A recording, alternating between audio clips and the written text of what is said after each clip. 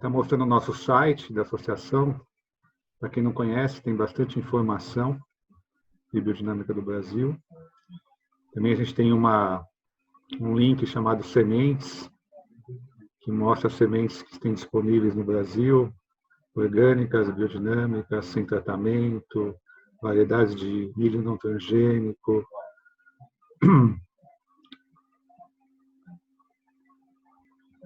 Nós temos uma loja virtual também, que a gente vende publicações, preparados e sementes também, para quem tiver interesse no site também. Novamente, boa tarde a todos. Vamos iniciar, então, mais uma conversa biodinâmica, uma iniciativa da Associação Biodinâmica do Sul do Brasil e da Associação Brasileira de Agricultura Biodinâmica. Hoje temos a presença aí do Vladimir Moreira, agrônomo, consultor da Associação Biodinâmica há mais de 10 anos, com muita experiência aí, vamos dizer, a referência no Brasil em produção de sementes agroecológicas biodinâmicas. Tem mestrado também nessa área, trabalhou na Bioanatur há muitos anos atrás, e vem atuando aí nesse trabalho de capacitação de agricultores, a produção de sua semente, organização das feiras de sementes no sul de Minas, e muitas iniciativas na área de sementes. Então, a ideia é de fazer uma introdução aí, em torno de meia hora, e depois a gente tem um tempo para fazer umas conversas. Quem quiser fazer pergunta pode usar o chat, ou se não, ao vivo, após a apresentação do Vladimir. Infelizmente, o Vladimir teve um problema na imagem e não está conseguindo aparecer, mas vai estar fazendo sua apresentação agora. Tá bom, Vladimir? Pode começar. Bom, Pedro, muito obrigado pelo convite, então, em nome do convite da Associação Biodinâmica e da BDSul, organizações que eu já faço parte há um bom tempo, né? Agradeço também as pessoas, né, que se dispuseram a participar conosco aqui nessa live, né? E a gente vai falar um pouquinho sobre a produção de sementes biodinâmicas, né?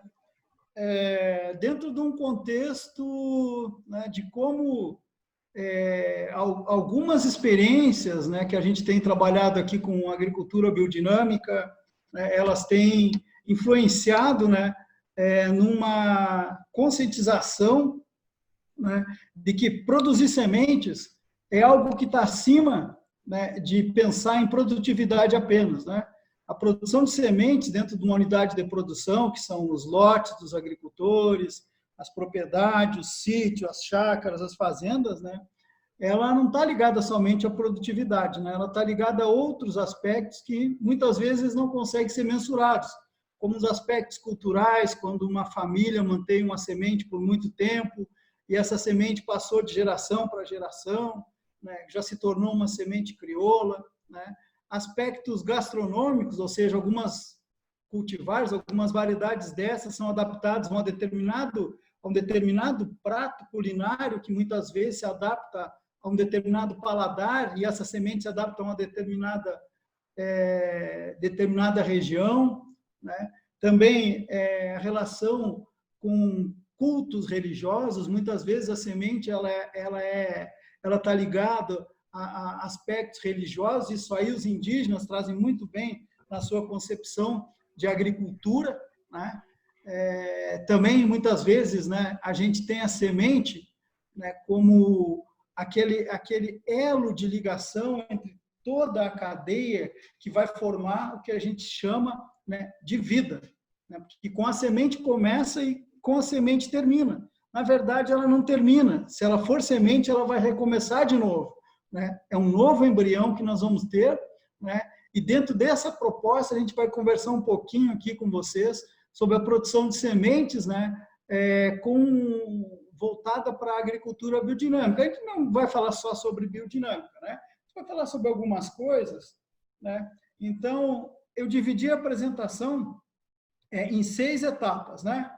Então, primeiro processo de domesticação das plantas, dispersão das sementes, que seria mais ou menos, né, uma introdução, né, do falar sobre as sementes.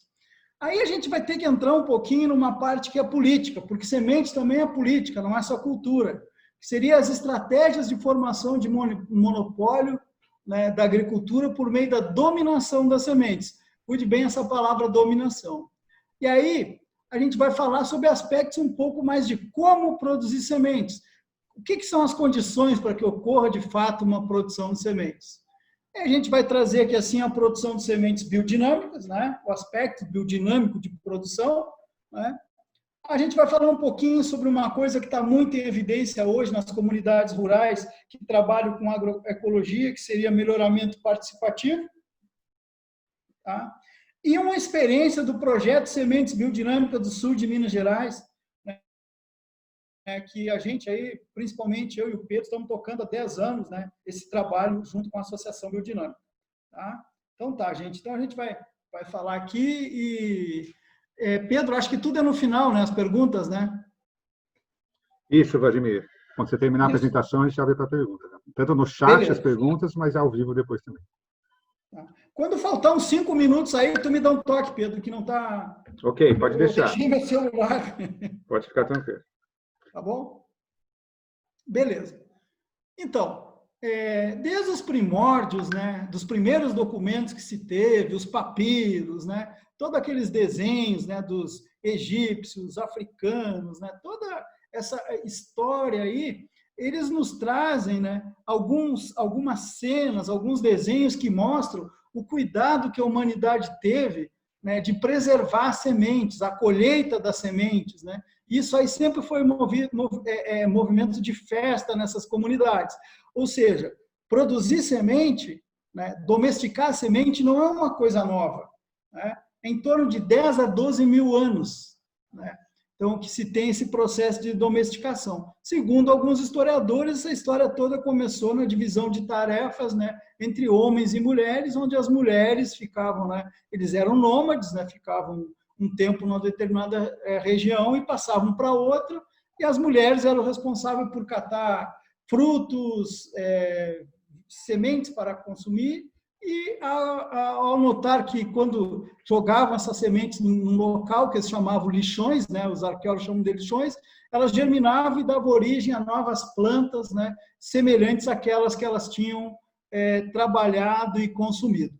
Bom, observando isso, então, começou-se a agrupar essas sementes em sementeiras, né, e fazendo a seleção daquelas plantas de melhor interesse, né, como precocidade, né, como o tamanho da semente, né?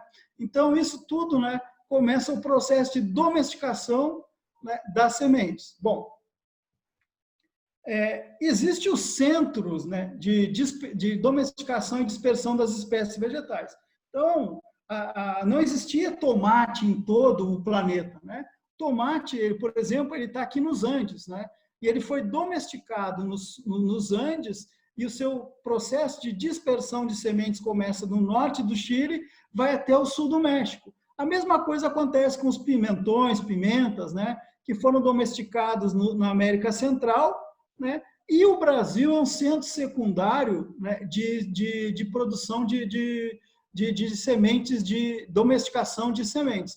Ou seja, você vai na Amazônia, você acha muita, na região do Pará, principalmente, muita variabilidade de sementes, né, de pimentas. Bom, aí a gente tem aqui no Brasil ainda a domesticação, no caso da mandioca, né, o amendoim foi domesticado aqui, pegando aqui a questão dos milhos, né? Então, a América Central, mais precisamente no México, começa esse processo de domesticação dos milhos, aí o altiplano peruano já tem um centro de origem também, centro secundário de milhos, né? E por aí adiante vai. Temos aí a questão, né, das couves, dos brócolis, né? Da couve-flor, que foram domesticados a partir de um único vegetal, né, no Mediterrâneo. A mesma coisa acontece com o oeste da Ásia, né, onde foi várias espécies de ervilhas, né, a própria cenoura, né. Bom, então, a partir daí, o que acontece? Acontece esse processo de domesticação e depois o começo de dispersão dessas sementes por todo o planeta. Isso começa há muitos anos atrás, né? Depois, mais recentemente, aí, com as navegações, os espanhóis, né? Os portugueses, né? Os ingleses, os holandeses começaram a fazer viagens e transportar essa semente de um lugar para o outro. Bom, então esse processo aí é um processo muito rico. Por quê? Porque nesse processo todo, o homem conseguiu mexer, a humanidade conseguiu mexer com a estrutura das plantas, ou seja, ele adaptou essas plantas para a sua convivência e para o seu bem, para o seu prazer, ou seja, ele tinha, se observar esse slide aqui, você vai ver que uma abóbora selvagem, a semente era pequena, né? Um girassol, a semente também era, e nesse processo todo de domesticação aí, ele conseguiu transformar essas sementes numa semente maior, que ficava mais tempo presa à planta mãe, que não caía precocemente, não se perdia, né? E com isso ele foi atendendo a sua necessidade de alimentação, que era muito precária nesse processo todo antigo. Bom, tá? E a partir daí vão surgindo o quê? Variedades, né? Variedades adaptadas ao local, variedades adaptadas a uma região e as variedades adaptadas a um povo, a uma comunidade. Ou seja, esses milhos aqui eles são peruanos, né? Então esses milhos aqui são um pouco diferentes dos milhos originais mexicanos, né? Então esses milhos aqui, junto com eles, tem muita cultura que está embutido numa semente. Não é somente a questão de observar a produtividade. Muitos desses milhos estão adaptados a um determinado microclima e não estão adaptados a outros. Estão adaptados a uma determinada dieta, uma determinada arte culinária e a outra não. Bom, então, entre os maias, os incas, os astecas, né? Então, o milho era, por exemplo, pegando o caso do milho, que é um dos vegetais mais consumidos no mundo, né? Ele é essencial na culinária asteca. Além do milho, os astecas consumiam o quê? Abóboras, feijões, né? E aqui, embaixo aqui assim, a gente vai observar aqui, ó, o primeiro ancestral do milho, que se chama teossinto, né? E esse vegetal, aí, a partir da domesticação da humanidade, né, ele vai se transformando com o passar dos anos, só que inicia 7.000 anos, há em torno de 4.000 anos atrás, né? Está nesse formato aqui, e hoje o milho, né, um pouco mais moderno, estaria mais ou menos parecido com isso, no processo de domesticação. Bom, então, todo esse papel que a humanidade teve, ele é muito importante. Tanto é que os descendentes incas, quando eles entram numa lavoura de milho, eles fazem uma reverência, né? E falam que o milho é o presente supremo dos deuses. Tá? Bom, então, se a gente perder uma variedade disso aí, uma variedade dessas que está sendo manejada, multiplicada há muitos anos, na verdade é uma perda genética, mas também uma perda cultural, né? Principalmente está ocorrendo muita substituição dessas variedades antigas por variedades ditas modernas, né, que são adaptadas a pacotes tecnológicos, e muitas dessas comunidades, principalmente os agricultores, né, pequenos agricultores, né, que vivem em montanhas, né, eles não têm condições, né, de abraçar esse pacote tecnológico que tem um valor econômico muito alto. Então, quando se substitui essas variedades aí, que eles vão perdendo, é uma erosão genética e também cultural. Tá? Então, isso é um problema muito sério que ocorre na humanidade hoje. Bom, dentro disso aí, quando você começa a entrar nessas perdas, a gente vai falar um pouquinho das estratégias de formação de monopólio da agricultura por meio da dominação das sementes. Bom, então esse processo aqui, né, em vermelho aqui, vocês vão notar que são algumas empresas transnacionais. Aqui tem uma, Monsanto, Syngenta, DuPont, BASF, né, Bayer, Dow. Essas empresas, na sua estruturação, elas não eram produtoras de semente, e sim de agrotóxicos, né? E muitos desses agrotóxicos aí são patenteados, e essa patente dura um determinado tempo. Como é muito difícil você construir uma molécula, né, para a formação de agrotóxicos, né? Então, muitas dessas empresas estavam perdendo essas patentes, e a partir de 1996 e 2008, elas se reestruturam e começam a comprar aqui, ó, essas empresinhas que estão tudo aqui em azul, que são empresas de sementes. Tá? Então, a Monsanto, ela adquiriu todas essas outras empresas aqui, ó, que são de sementes. A Syngenta, a mesma coisa, a DuPont, a mesma coisa, a BASF, né, a mesma coisa, assim como as outras. E aqui está a Limagrã, que mais ou menos trabalha mais com sementes de hortaliças. Bom, o que acontece? Com o passar do tempo, essas empresas, né, elas tiraram os materiais genéticos dessas outras, né, elas aliaram, aliás, o pacote tecnológico dos agrotóxicos junto com as sementes. E começam a surgir, então, o que a gente chama de transgênicos. Né? Então, são pacotes, né, de uma segunda geração e também de uma segunda fase de dominação da agricultura. Né? Então, tudo isso aí é uma estrutura bem pensada. Tá? E hoje em dia, passados aí, mais de 30 anos de todo o começo dessa Revolução Verde, né? Muito mais, a Revolução Verde começa em 1950, então hoje a gente fala que está tudo dominado, não é só sementes e agrotóxicos. O ramo das farmácias são dominados pelas mesmas empresas que são donas de sementes e agrotóxicos, o ramo da alimentação também, e hoje em dia a indústria de maquinário também está sendo dominada pelas mesmas empresas. Ou seja, toda a cadeia agrícola, né, ela está sendo dominada por poucas empresas, né, que detêm o que você planta, o que você utiliza na agricultura, o que você consome como o dito remédio, que na verdade não é remédio, né, o que você vai comer na alimentação, né, e principalmente também eles estão atuando, por último, agora nas indústrias de máquinas agrícolas. Bom, então, 3 empresas controlam 60% do mercado de sementes de cultivo extensivo, que são milho, soja, tá? Então, aí a Monsanto, a Dupont, a Pioneer, né, Dupont Pioneer, a Syngenta, né? E a Monsanto, né, na verdade, né, não é 60%, já é 64%. Por quê? Porque a Monsanto e a Bayer, né, elas se juntaram aqui, ó, tá? Então 3 empresas dominam 64% do mercado de sementes, né, mundiais. 5 dessas 6 grandes, exceto a BASF, né, concentra 68% do mercado de sementes. Tá? E o que acontece isso aí? Elas impõem seu material no mercado, quando elas compram, né, essas empresas aqui assim, ó, o que acontece? As empresas de sementes aqui, elas têm os materiais delas que estão à disposição no mercado. Elas acabam substituindo todos os materiais, principalmente aqueles que eram de polinização aberta ou híbridos não transgênicos, por outros materiais. E hoje em dia é muito difícil você achar semente de soja ou sementes de milho que não sejam transgênicas, que na verdade ela está comprando somente o nome da empresa.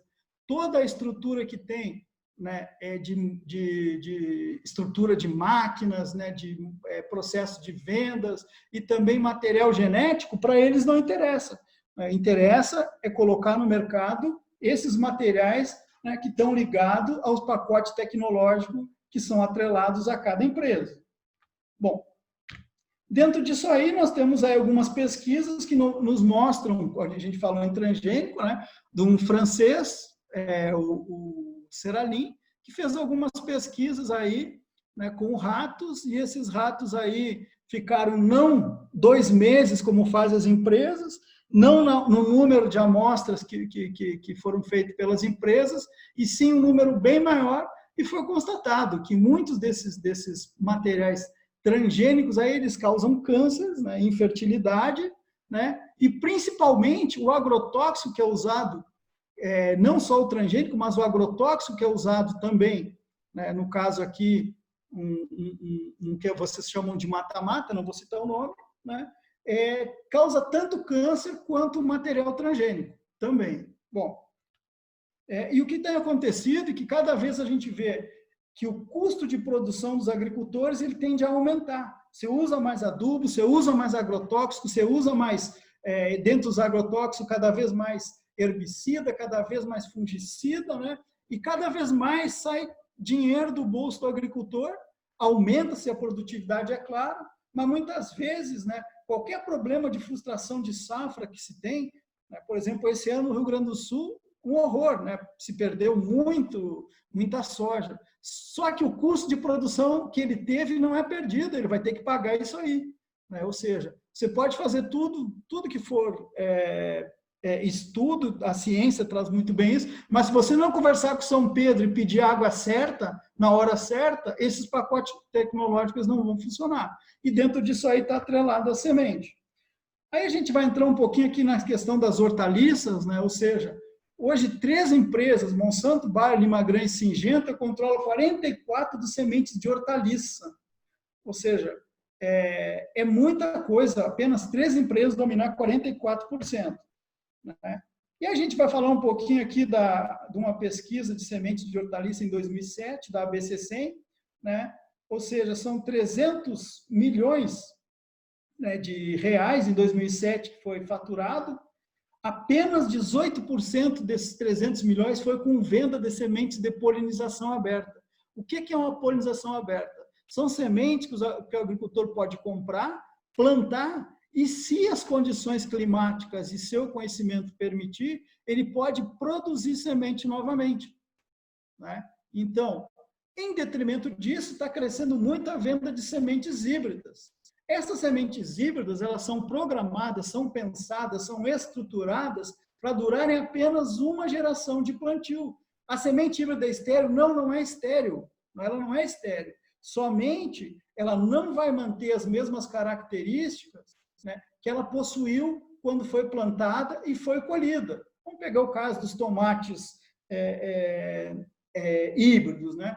Um tomate híbrido que você compra semente, produz aí, você vai produzir, vamos jogar aí por baixo, 40 toneladas de tomate. Bom, se você tirar a semente desse tomate, né, e plantar, replantar, ele não vai produzir, não vai produzir nem a metade disso. Além de tudo, ele vai produzir tomate de uma cor, tomate de outra, tomate de um formato, né? Então, tudo isso se perde quando você planta sementes híbridas numa segunda geração. O que tem a diferença de um para o outro? Primeiro, o preço.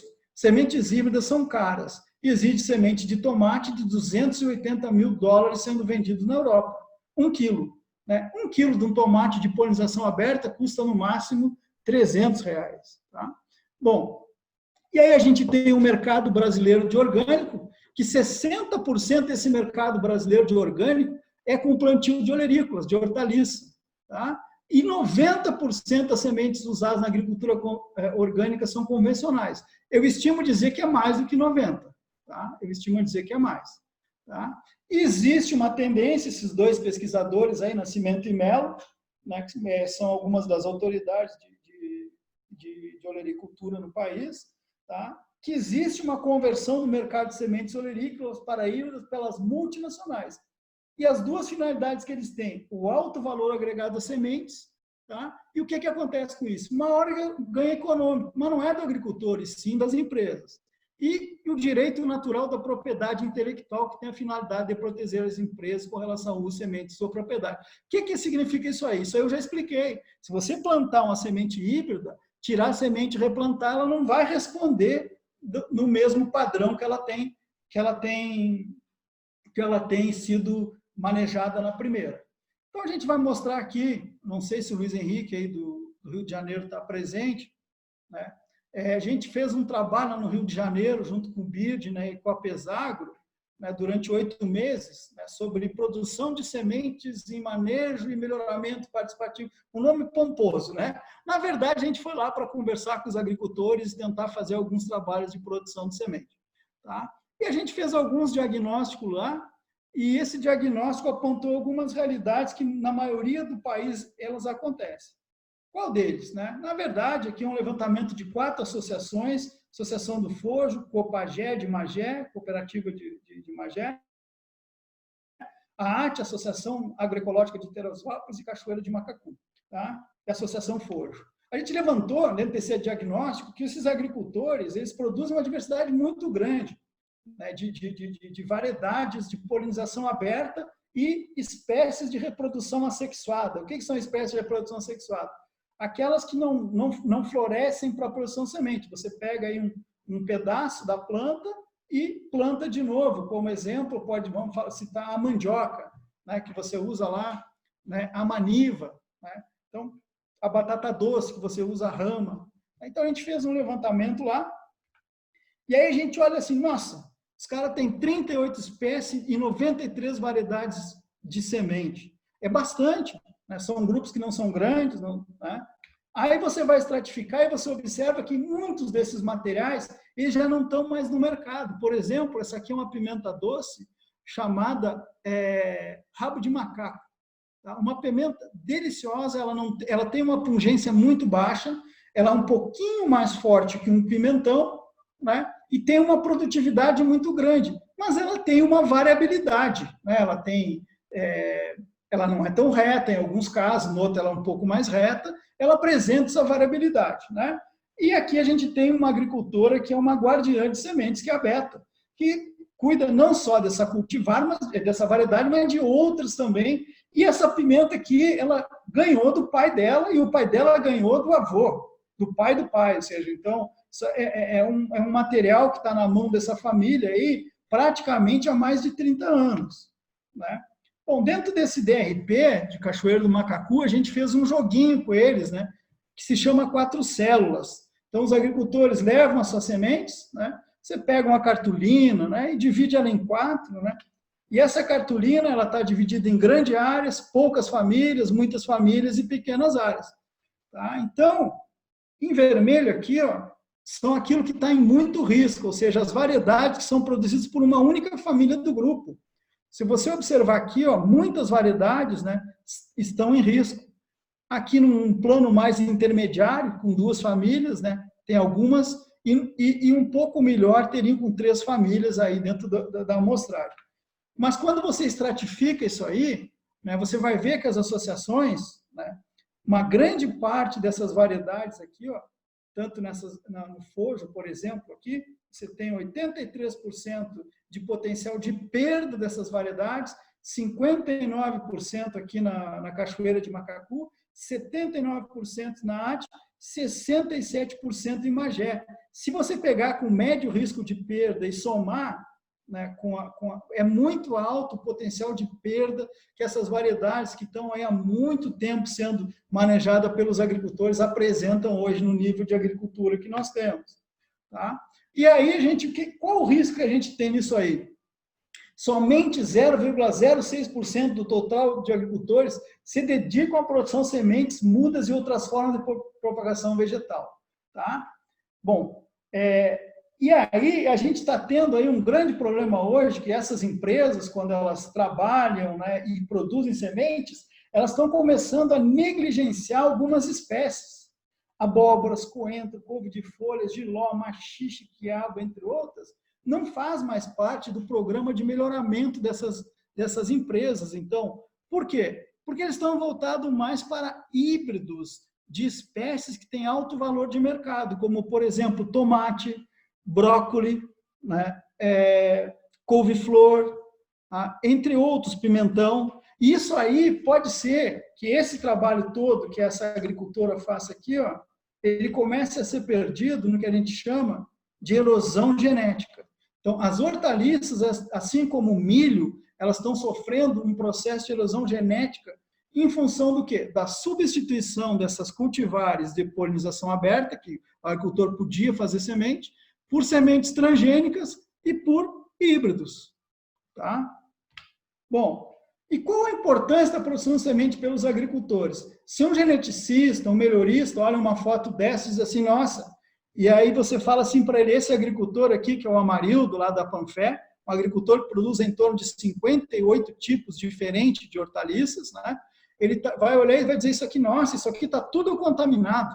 Por quê? Por causa que ele planta abóbora numa unidade pequena e tudo cruza. Realmente, todas elas acasalam com... Né? Mas o que acontece? Ele está criando novas variedades, ele está experimentando e está mantendo ainda a semente viva. Então, é uma importância muito grande que os agricultores familiares têm hoje, os pequenos agricultores, na questão da manutenção da diversidade de sementes no planeta.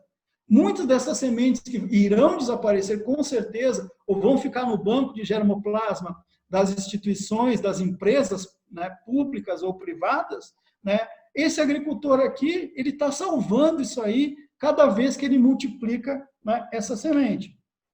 Tá? E assim como outros que estão produzindo semente de cenoura, né? Estão produzindo sementes de brócolis, que não são os ninjas, os brócolis japoneses, de ervilha, de repolho. Então, o papel é muito importante desses agricultores. Tá? E Vladimir, aí a gente... Oi. Vladimir, mais 5 minutos. Nossa, já falei 25? Então, existem algumas condições para que ocorra, de fato, a produção de sementes. Tá? Então, quais os motivos para você produzir semente? Primeiro, soberania.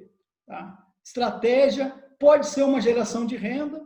Tá? E existe uma lei de sementes orgânicas, que era para ter entrado em 2013, que é a IN 46. Tá? Só que essa IN 46 ela não entrou ainda em uso, né? Que seria que só poderia ser utilizado sementes orgânicas, né? Em cultivos orgânicos. Tá? Então, um exemplo aqui de um agricultor, né?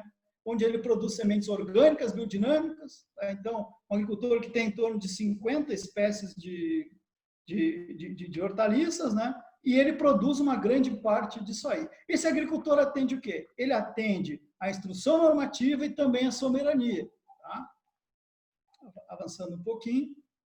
Então, é interessante você conhecer as características, as espécies que vai trabalhar para a produção de sementes, pegando o caso das hortaliças, principalmente. São várias espécies, dentro das espécies, aliás, são várias famílias, várias espécies, e dentro das espécies, várias cultivares. Tá? Para você produzir semente, né? Você necessita, no caso aqui das sementes olerícolas, e não só elas, um conhecimento de temperatura, de luz, de umidade, de vento, para que você consiga produzir. Tá? Conhecer o meio de reprodução das espécies, ou seja, aquelas plantas que se autofecundam, que são chamadas de autógamas, que você pode tirar sementes de poucas plantas. Tá? Conhecer aquelas que são plantas alógamas, né, que você pode tirar sementes de um número maior de plantas, que são fecundação cruzada, como milho. A maioria das plantas são alógamas, né, a maioria delas reprodução por insetos, como abelha. Tá?